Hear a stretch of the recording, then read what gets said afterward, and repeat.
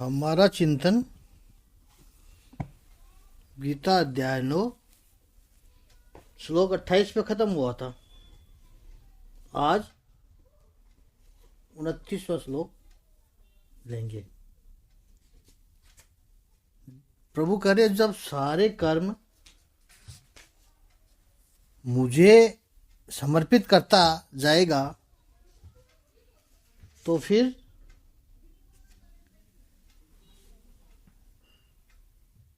जो भी तेरे शुभ और अशुभ कर्म है उन कर्मों के बंधनों से, शुभ और अशुभ रूपी जो कर्म के बंधन है उससे तू मुक्त हो जाएगा। हम कर्म जो भी करें और परमात्मा को समर्पित करते हैं तो कर्म के फल से हम मुक्त हो जाते हैं। ऐसे तू योग युक्त होकर संन्यास योग युक्त हुआ, मेरे परायण होकर तू मुझे ही पाएगा। अर्जुन कहता है, यह भक्त कहता है, प्रभु ये जो पूरी आपकी प्रक्रिया है वो हमें समझ में आ गई। उसमें जो मनुष्य आपके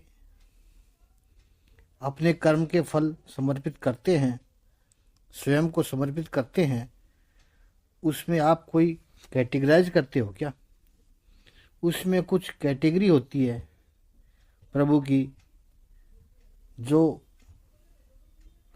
मुक्त होकर कर्म करे उसको ही नज़दीक लेना है या उसको नज़दीक रखना, उसको नज़दीक रखना है और उसको थोड़ा दूर रखना है।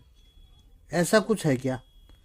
भगवान कहते हैं मैं ऐसा कोई भी भेदभाव नहीं करता।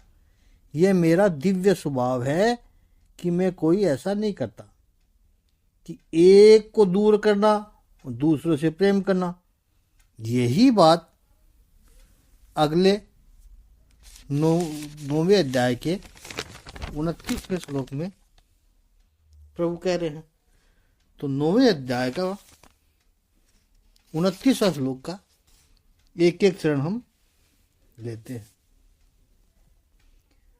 समोहम सर्वभूतेषु न मे द्वेष्योऽस्ति न प्रियः ये भजन्ति तु मां भक्त्या मयि तेषु चाप्यहम्।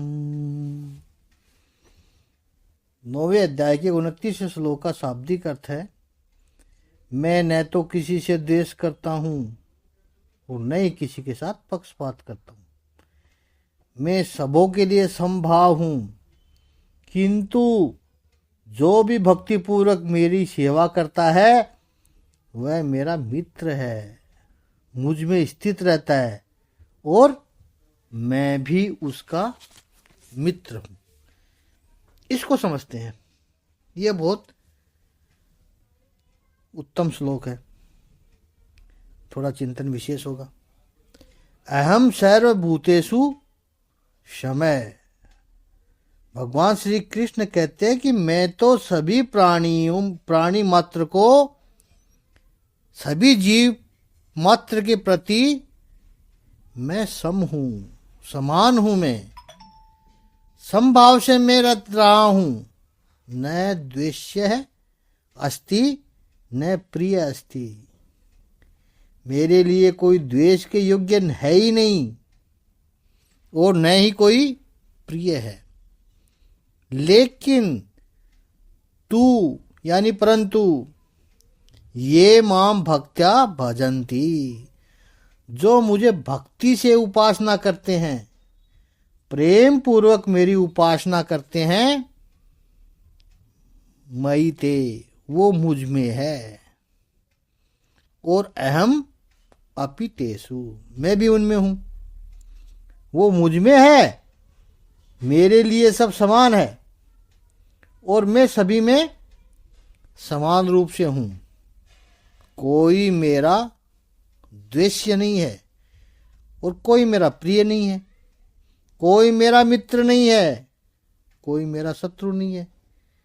मैं सब में समान हूं, लेकिन इतना जरूर है कि जो प्रेम से मेरी भक्ति करते हैं वो मुझ में है और मैं उनमें हूं।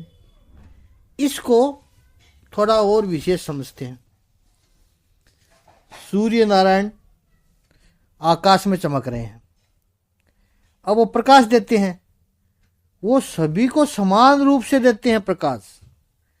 सूर्य नारायण के मन में ऐसा नहीं है कि इसके घर में ज़्यादा प्रकाश चला जाए, उसके घर में कम प्रकाश जाए, इसको मेरी गर्मी अधिक मिले, उसको कम मिले। ऐसा सूर्य नारायण नहीं सोचते हैं, समान रूप से देते हैं। इतना ही नहीं, सूर्य नारायण सभी पदार्थ को समान रूप से प्रकाशित करते हैं। सूर्य की धूप है, वो सभी पदार्थों पर समान रूप से पड़ती है। लेकिन कोई दर्पण आ गया, वो भी स्वच्छ दर्पण, उसमें सूर्य का प्रकाश कैसे प्रतिबिंबित होगा? वही प्रकाश पास में पड़े हुए पत्थर पर पड़ रहा है और वही प्रकाश बाजू में लकड़ी पड़ी हुई है उस पर भी पड़ रहा है। वही प्रकाश पानी के भरे हुए टब में पड़ रहा है।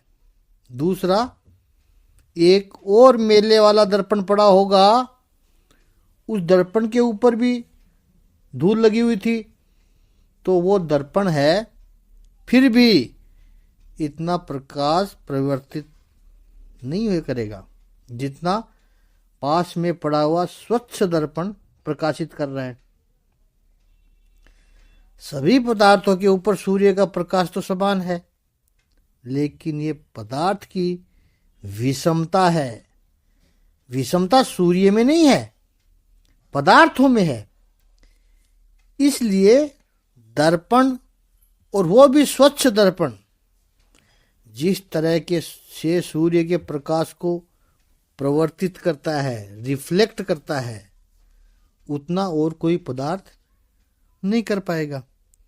ठीक इसी तरह परमात्मा की ऊर्जा जीव मात्र पर एक समान में आती है, लेकिन जिस व्यक्ति का अंतःकरण विशुद्ध हो गया, जिसने परमात्मा की भक्ति की, वो परमात्मा की इस कृपा को इतनी सुंदर रूप से प्रवर्तित करेगा, वो इतना तेजस्वी दिखेगा, इतनी अच्छी तरह से रिफ्लेक्ट करेगा।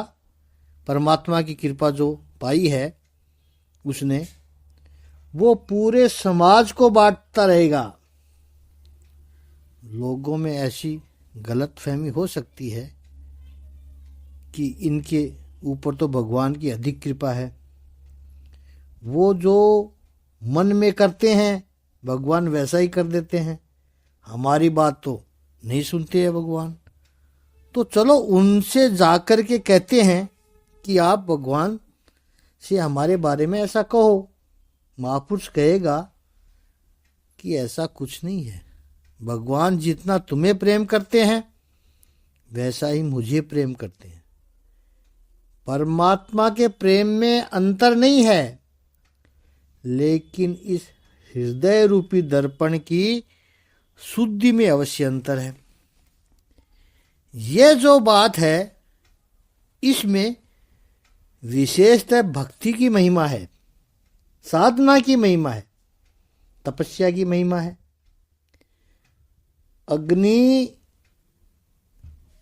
अग्नि प्रज्वलित है, आग जल रही है और बाहर ठंडी का वातावरण है, ठंड है। अब ये आग जल रही है तो कोई व्यक्ति इस आग के पास आकर खड़ा हो जाए तो उसको गर्मी मिलेगी, और दूसरा व्यक्ति 20 फुट दूर खड़ा है उसकी ठंड दूर नहीं होगी। अब वो 20 फुट दूर खड़ा है, खड़ा हुआ व्यक्ति शिकायत करे कि अग्नि उसके पास खड़े हुए व्यक्ति की ठंड दूर करता है, मेरी ठंड दूर नहीं करता है। भले आदमी अग्नि को कोई प्रिय नहीं है, कोई द्वेषी नहीं है। अग्नि किसी से भी कोई पार्शियलिटी नहीं करती है। अग्नि के लिए कोई अपना नहीं है, कोई पराया नहीं है। अंतर विषमता अग्नि में नहीं है, मनुष्य में है। जो पास आकर खड़ा हो गया उसकी ठंड दूर करेगी। तू भी पास आकर खड़ा हो जा, तुझे भी इतनी गर्मी मिलेगी। ऐसे ही ईश्वर की कृपा में कोई अंतर नहीं है, बस हम कितने समीप गए या फिर हम कितने दूर रहे, उस पर सब निर्धारण करता है। बारिश हो रही है, जो व्यक्ति पात्र सीधा किए हुए है, बर्तन सीधा किए हुए है, वो भर जाता है। जो घड़ा औंधा पड़ा है वो खाली रह जाता है। अब ये बारिश का दोष तो है नहीं। औंधा पड़ा हुआ घड़ा कहता है कि देखो पास वाला घड़ा भर गया, मुझ में एक बूंद भी नहीं आई। दोष बारिश का नहीं था, दोष घड़े का था। परमात्मा कहते हैं न में द्वेष्यो अस्ति, न प्रिय है। मेरा कोई द्वेष नहीं है, मेरा कोई प्रिय भी नहीं है। शरणागति एकमात्र मार्ग है, एकमात्र मापदंड है। सामीप्य, शरणागति, सात्विकता, अंतःकरण की शुद्धि, यही एकमात्र विकल्प है। ये माम भक्त्या भजन्ति, जो भक्ति से मेरी उपासना करते हैं तो भगवान कहते हैं मैं उनका हूं, वो मेरे हैं। नारद भक्ति सूत्र में नारद जी ने बहुत ही सुंदर सूत्र दिया है। वे कहते हैं मैं उनमें हूं और वो मुझ में है। भगवान के इस समभाव को एक दृष्टांत से समझते हैं। एक व्यक्ति कम से कम दोपहर का भोजन तब करता था जब किसी व्यक्ति को वह अपने आंगन में बैठाकर भोजन करा देता था। उसकी यह भावना तो बहुत अच्छी थी। 3 दिन तक उसको कोई व्यक्ति नहीं मिला। तीसरे दिन उसे एक व्यक्ति मिला और उसको जब वो भोजन कराने बैठे तो उसे कहा हम भगवान को बहुत मानते हैं, आप भोजन के आगे हाथ जोड़ करके पहले कहो कि प्रभु आपकी कृपा से जो भोजन प्राप्त हुआ है ऐसी प्रार्थना करो। उसने कहा पहली बात तो ये है कि मैं भगवान को मानता ही नहीं, फिर भोजन भी उसकी कृपा से तो मिला नहीं है। मतलब वो बोलता है जिसको भोजन करवा रहा है कि उस भगवान की कृपा से तो भोजन मिला नहीं है, आपके कारण मिला है और इसको भी मैं कृपा नहीं मानता। बुलाया आपने, खाने वाला मैं हूं, आप नहीं बुलाते तो मैं नहीं आता। अब आप कुछ एहसान वहसान तो जताना नहीं है, खिलाना है तो खिलाओ, नहीं तो मैं जाता हूं। अब वो भी कमाल का व्यक्ति था, पहले ही बोल गया, यूं नहीं पहले खा पी लूं फिर बोलूं। बिना खाए पे ही उसने इतनी बात कह दी और इतना भी कह दिया कि मैं भगवान को नहीं मानता। वो कहता आज मेरे लिए ही मान लो। वो कहता आज तक मैंने अपने लिए नहीं माना तो तुम्हारे लिए क्यों मानूं। मैं तो नहीं मानता भगवान को, और जब मैं मानता ही नहीं हूं तो किसकी प्रार्थना करूं। और तुम कहते हो कि आज मुझे उसकी कृपा से भोजन मिला तो आज तक मुझे किसकी कृपा से भोजन मिल रहा है? मैं तो नहीं मानता भगवान को। जजमान ने सुना और कानों के ऊपर हाथ लगा कर कहता है, राम राम, ऐसे नास्तिक और ऐसे राक्षस को भोजन कराया जाए तो कितना बड़ा पाप लगेगा। निकल बाहर घर से, कर दिया बाहर। अब भूखा रहा और उसको बहुत बेहोशी आने लगी, क्योंकि भोजन तो किया नहीं, वो भोजन करा के खुद खाना खाता था। रात्रि में भगवान के सामने बैठकर आंसू बहाता हुआ बोल रहा था कि 3 दिन से कुछ खाया नहीं, व्यक्ति मिला ही नहीं, कोई ऐसा सही व्यक्ति मिला भी तो ऐसा नास्तिक मिला जो कहता है मैं तो नाम जपता ही नहीं, भगवान को मानता ही नहीं, और भोजन छोड़कर चला गया। मैंने उसे भगा दिया। अंदर से आवाज़ आई। वो आवाज़ क्या कहती है? उस व्यक्ति की उम्र देखी तूने? बोला महाराज 60 साल का था। भगवान की आवाज़ थी। भगवान कहते हैं 60 साल तक मैंने उसको भोजन दिया, वो मुझे नहीं मानता। एक दिन की भोजन की जिम्मेदारी तेरे ऊपर आई थी, उसमें भी तूने शर्तें लगा दी। मैंने तो कभी किसी को देने में कोई शर्त नहीं लगाई। अगर तू मुझे मानने वाला है, मेरे लिए जीने वाला है, मेरे लिए करने वाला है, तो शर्तें लगाने की आदत छोड़, नहीं तो तेरी भक्ति पूरी नहीं होगी। हम लोग जब तक सब तरह की शर्तें लगाकर जी रहे होते हैं तो साफ दिखाई देता है कि कहीं न कहीं से हमारा ईगो बीच में आ जाता है, और जब मैं आ जाती है, तब भक्ति नहीं होती। इस पर आगे का चिंतन कल करेंगे। आज इतना ही। ओम श्री समाधि मग्न महापुरुष देवाय नमः। ओम आनंद स्वरूप भगवान की जय।